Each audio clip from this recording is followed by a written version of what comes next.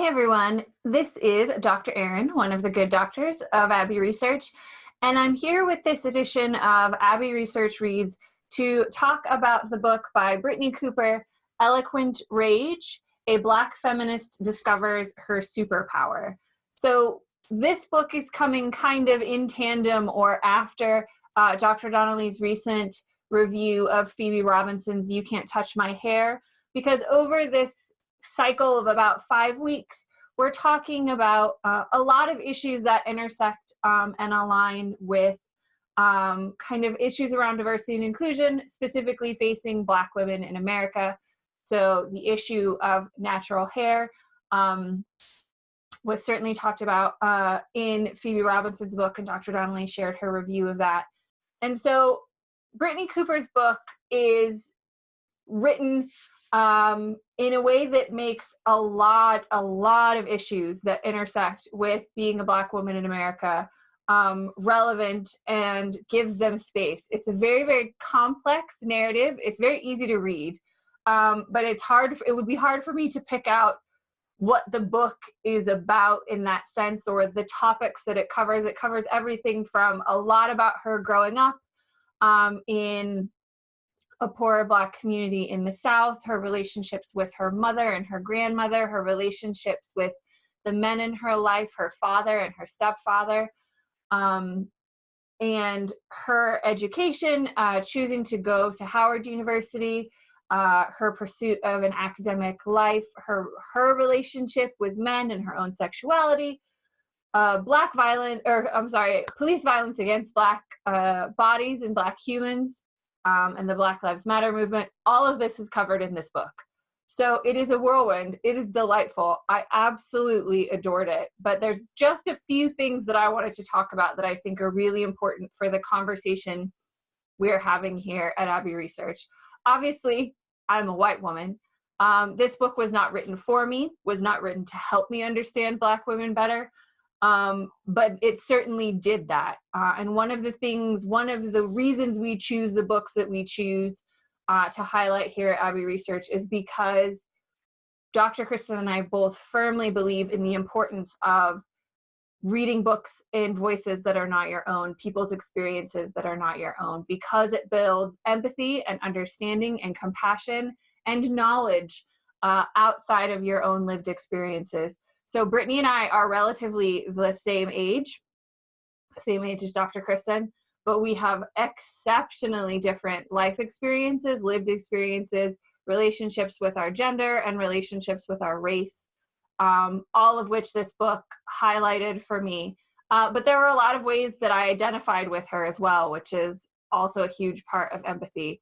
So, the difficulties of choosing an academic lifestyle and finding a life partner was something I really identified with. The struggles of finding your own feminism, what that means for you, while also still trying to navigate dating and relationships. I found that all really, really relatable.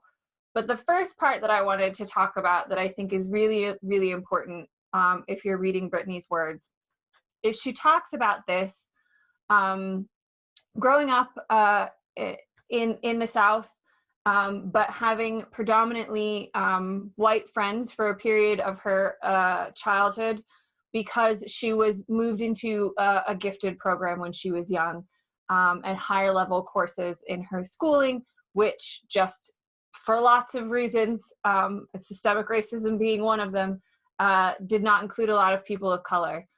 So she learned to navigate the white world very early on and very quickly. And she talks about hiding elements of her Blackness, or how she was performing her Blackness in these circumstances. And she talks about the fact that the white girls she was friends with never had to be aware of their race, never had to be aware of their whiteness, how it was structuring their lives, how they were benefiting from that whiteness in the South in America, anywhere in America, really. And I think that's one of the really important things that women who call themselves feminists and who believe that they're feminists can really think about, particularly in America, is the idea of the intersection of race and gender when it comes to feminism, and what you kind of prioritize in terms of how you think about yourself. And we tend not to think about racism and whiteness in a lot of white circles, and particularly a lot of white feminist circles. So Brittney's words on that were really important. Even to talk about, relating it to the Women's March and a lot of white feminists' feelings and actions following the election in 2016. So I thought that was really important. I came to my feminism much later in my life, when I had the great privilege of going to grad school, which affords you a lot of time and space to talk about these issues and to try and understand them better and where you fit within them. But I went to I attended a graduate school in a very, very white part of the world. So I was not engaging intersectionally with my feminism as I was coming to grips with it. Since I've moved back to America, that is certainly something I have attempted to adjust, to recognize where my whiteness intersects with my feminism, and to learn from feminists of other colors. So to learn from Indigenous feminists and Black feminists and Latina feminists, how their experiences of their feminism is different because of their race.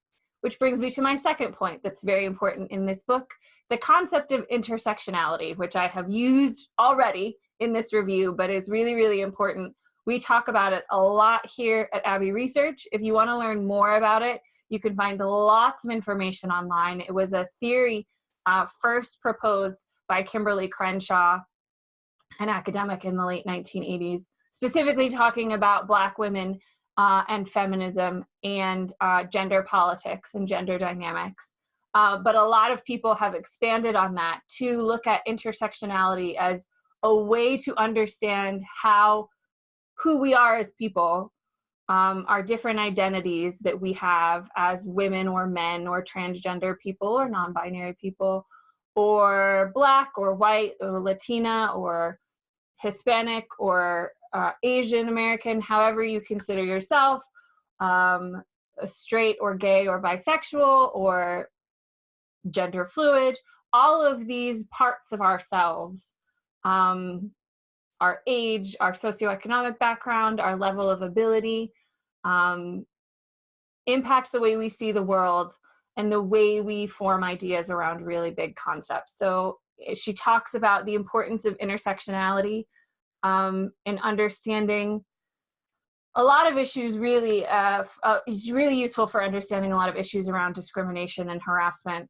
Very often we talk about the gender wage gap here at Abbey Research, and a way to understand the intersectionality of that is that we have an average wage gap between the average man and the average woman, which in real life don't exist, that is about, what is it now these days? I think 78 cents. I could be wrong on that. So for every dollar that the average man makes, the average woman makes 78 cents. But if you break that down on racial or ethnic lines, it becomes very, very different. So Asian women make more than white women, but white women make more than Black women, Latina women, Indigenous women, disabled women, all the way down that spectrum. So the concept of intersectionality is one that we talk about a lot, one that we feel like everybody needs to understand, and Brittney does a great job of talking about it. And the last part of this book that I wanted to talk about is this idea of what she means by eloquent rage, which was a phrase that was used by one of her students to describe one of her lectures. And the thesis of this book is that as a Black feminist, capital B, capital F, as she says, she has a lot of rage about systemic inequality, racism, discrimination, poverty, slavery, rhetoric, white supremacy, the patriarchy, homophobia, all of these ills that we are still struggling with the legacy of and still struggling with dismantling as a feminist agenda. but instead of, and so that kind of forms the organizational structure for the book. And she talks about how Eloquent Rage is individual in her case. And so she sees collective action as orchestrated fury, which I love, just the visual sentiment behind that. And she talks a lot about the Black Lives Matter movement as a movement of orchestrated fury that was entirely organized at first by Black women. If you want to read another great book about a memoir of a woman of color, I cannot recommend enough When They Call You a Terrorist by Patrisse Cullors, who was one of the co-founding women of the Black Lives Matter movement.